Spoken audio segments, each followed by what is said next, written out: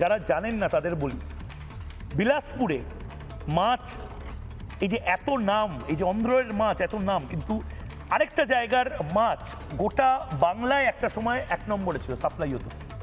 সেই জায়গার বিধায়ক এই মুহূর্তে বসে রয়েছেন, ময়না। মেদিনীপুরের মাছ বিভিন্ন জায়গায় যেত এবং আমরা দেখেছি 2025-এ আমরাও স্টোরি করেছিলাম। মেদিনীপুরের মাছ ব্যবসায়ীরা বলছেন আমরা বন্ধ করে দেবো, মাছের দাম বাড়ুক গিয়ে। কিন্তু এক একটা ট্রাক থেকে 10 টাকা 20 টাকা করে তুলতে তুলতে 40 লক্ষ টাকা নাকি একদিনে, এটা ঠিক অশোক, 40 লক্ষ টাকা ট্রাক থেকে শুধু ইনকাম করেছে নাকি পুলিশ তোলা তুলে। Per day 12 lakh, 12 lakh, 12 lakh. এবং 12 লাখ টাকা করে যদি তুমি হিসেব করো তাহলে মানে এক একটা ট্রাকে 10 টাকা 20 টাকা করে এত ট্রাক যায়। ময়না থেকে 500 গাড়ি যায় এভরিডে, কলকাতায় আসে এবং তাদেরকে 300 টাকা করে দিতে হয় মিনিমাম। বিভিন্ন চেকে করে যে চেকপোস্টগুলো থাকে সেখানে দিতে হয়, এবং 500 ইন্টু যদি তুমি 300 করে দাও তাহলে কত হয় হিসেব করে নাও।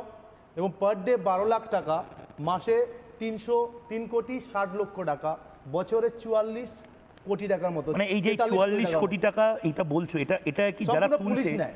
মানে পুলিশ কেন নেয়? পুলিশ নেয়, পুলিশকে দিতে হবে, এবং তাদের করছে। গাড়ির সমস্ত ডকুমেন্টস, গাড়ির তারা মাসে তারা পেমেন্টও করে, গাড়ির ওখানে রাস্তায় চলাচল করে বলে ট্যাক্স যেরকম দিতে হয় সেগুলো দেওয়া সত্ত্বেও তাতেও পুলিশরা জোর খাটিয়ে এখান থেকে পয়সা তোলে। আমরা বারবার অভিযোগ করেছি বিষয়ে, কিন্তু কোনো লাভ হয়নি। তুই চিঠিও লিখেছিলে বোধহয়, একদম। চিঠিটা কি নিয়ে, মানে ডিটেইলটা? আমি এটা বিধানসভাতেও তুমি বলেছিলে? বিধানসভাতেও বলেছিলাম, বহুবার মৎস্যমন্ত্রীকেও বলেছিলাম, এবং যে এত টাকা এখানে চাষিরা এমনি তারা নিরুপায়, সরকার থেকে কোনো রকম সাহায্য পায়নি। আমি যখন সরকার থেকে সাহায্য পাবে না কেন? সরকার কি মৎস্য বিরোধী নাকি? না না, একদম মাছে ভাতে বাঙালির সরকার তো মাছকে সবচেয়ে বেশি এন্ডোর্স করবে। আমি আপনাকে তথ্য দিয়ে বলতে পারি, 2022 সালে আমি রূপালাজির সাথে মিট করি, দিল্লি সেন্ট্রাল মিনিস্টার মৎস্যমন্ত্রী, ওনার সাথে মিট করে ওনাকে লেটার করি যে আমাদের 98% মানুষ ময়নার, আমার বিধানসভা, তারা মাছের উপরে নির্ভরশীল, এবং অথচ মাছের জন্য কোনো সরকার কিংবা সেন্ট্রাল কিংবা রাজ্য সরকার থেকে কোনো রকম পায়নি। তখন আমাকে ওই 60-40 রেশিও আমাকে শোনায় যে আমরা 60% দেই এবং 40% রাজ্য দেয়, এবং 60% দিতে হলে রাজ্যকে 40% দিতে হবে। সেই কারণে রাজ্য ওটাতে নিয়ে কোনো মাথা ঘামায় না। এবং আমি আপনাকে বলি 2000 সাল থেকে 2021 সাল থেকে 2025 সাল অবধি রাজ্য সরকার প্রায় 500 কোটি টাকা নিয়েছে। কিসের জন্য? মৎস্যের জন্য। 500 কোটি টাকার কাজে লাগাতে পারেনি এখনো পর্যন্ত। না, কিন্তু মমতা বন্দ্যোপাধ্যায় বা তৃণমূল কংগ্রেস তারা কিন্তু বলছে মাছ থেকে ব্যাপক লাভ হয়, এবং এটা নরেন্দ্র মোদীকে ভাবতে হবে না যে আমরা কিভাবে মাছের ব্যবসা করব বা শিল্প করব। এটা তো সত্যি কথা যে মাছ, সত্যি আমরা প্রচুর মাছ উৎপাদন করি, মানে চাষ করি, বিশাল টাকা। মানে আমি কিন্তু তাও নরেন্দ্র মোদী এখানে এসে কেন বলছেন যে আমরা গোটা ইন্ডিয়ার মার্কেট বা এশিয়ার মার্কেট ধরতে পারছি না? ধরতে পারার কথা নয়, কারণ আমাদের কোনো এখানে কোল্ড স্টোরেজ নেই। কোল্ড স্টোরেজ তো আছে, আমি তো হাইওয়ে দিয়ে যেতে যেতে দেখি প্রচুর।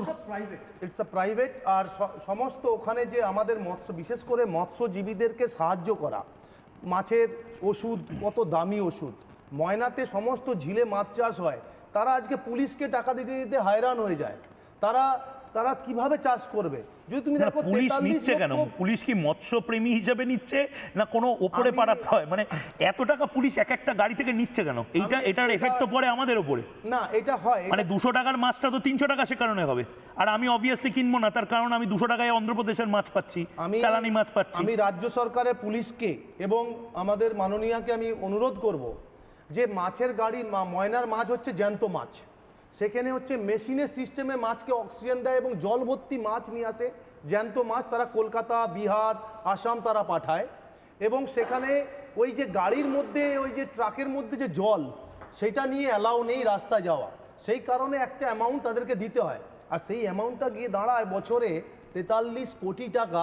এটা হিউজ টাকা, যেটা রাজ্য সরকার পুলিশ সম্পূর্ণ আদায় করে, শুধু ময়না থেকে আমি বলছি। মানে ময়নার মতন এরকম অনেক জায়গা আছে। ইয়েস, ময়নার থেকে আমি শুধু ময়না বিধানসভার আপনাকে আপডেট দিচ্ছি। 294টা বিধানসভা আছে, সেখানে কত জায়গাতে মাছ চাষ হয়। কন্টাই, আপনার হচ্ছে আসানসোল থেকে শুরু করে আপনার হচ্ছে